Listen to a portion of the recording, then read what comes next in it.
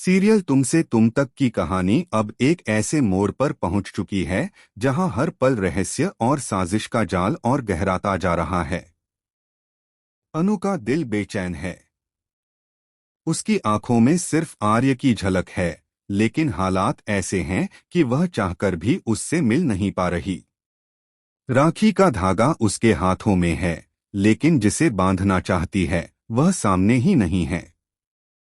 आर्य उसकी दुनिया है, उसकी सांसों की धड़कन है, और अब वह तय कर चुकी है कि चाहे कुछ भी हो जाए उसे आर्य से मिलना ही होगा। लेकिन उसके रास्ते में खड़ा है झेंडे, एक ऐसा नाम जो अनु और आर्य के बीच सबसे बड़ी दीवार बन गया है। झेंडे ने आर्य को ऐसी जगह छिपा कर रखा है जहां तक पहुंचना लगभग नामुमकिन है। वहां तक पहुंचने के लिए सिर्फ झेंडे की इजाजत चाहिए, और वह कभी नहीं चाहता कि अनु और आर्य आमने सामने हों। आर्य को एक सुरक्षित जगह में कैद की तरह रखा गया है। उसके पास न फोन है, न बाहर की कोई खबर। हर पल उसकी निगरानी करने वाले गार्ड्स मौजूद हैं। आर्य का दिल भी बेचैन है, क्योंकि वह जानता है कि अनु उसके लिए परेशान होगी। दीवारों में कैद उसकी आवाज गूंजती है जब वह गार्ड्स पर चिल्लाता है, मुझे बाहर जाने दो, मुझे अनु से बात करनी है। लेकिन हर बार जवाब सिर्फ सन्नाटा और बंद दरवाजे होते हैं। झेंडे की आंखों में डर है, डर इस बात का कि कहीं जालंधर पहले आर्य तक न पहुंच जाए। जेल से छूटने के बाद जालंधर एक ऐसी चाल चलने वाला है जो सब कुछ बदल सकती है। यही वजह है कि झेंडे ने इतनी सख्त सुरक्षा का इंतजाम किया है। दूसरी तरफ सड़क पर जालंधर की गाड़ी अचानक रुकती है। एक रहस्यमयी बाबा उसके सामने आ खड़े होते हैं।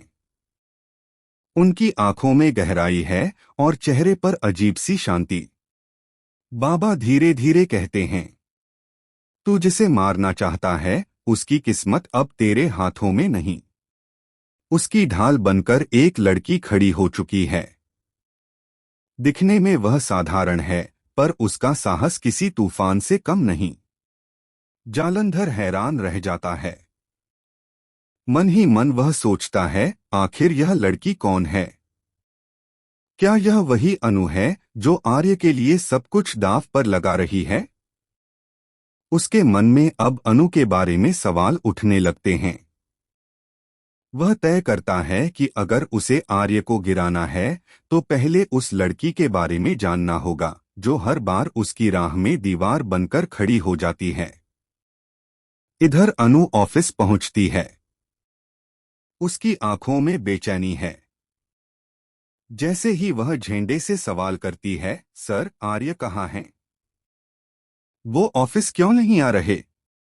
झेंडे के चेहरे पर गुस्से की लकीरें खिंच जाती हैं। उसकी आवाज में कड़वाहट है। अनु, बहुत हो गया। तुम बार बार आर्य की जिंदगी में दखल क्यों दे रही हो? तुम्हें समझ नहीं आता कि यह तुम्हारे बस की बात नहीं है।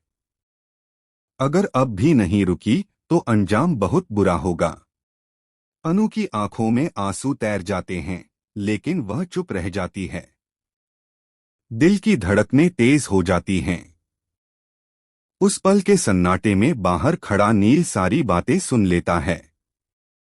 नील का खेल शुरू हो चुका है। वह मासूम बनने का नाटक करता है, लेकिन असलियत में उसके इरादे कुछ और हैं। उसके हर कदम के पीछे मीरा का हाथ है। मीरा चाहती है कि अनु और आर्य कभी एक न हो पाए, और नील उसी चाल का मोहरा है।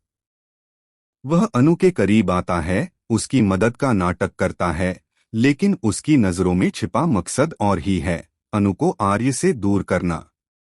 कहानी का हर किरदार अपनी चाल चल रहा है। झेंडे आर्य को छिपाकर अपनी शक्ति बनाए रखना चाहता है। जालंधर आर्य की जिंदगी को खत्म करना चाहता है। मीरा अनु और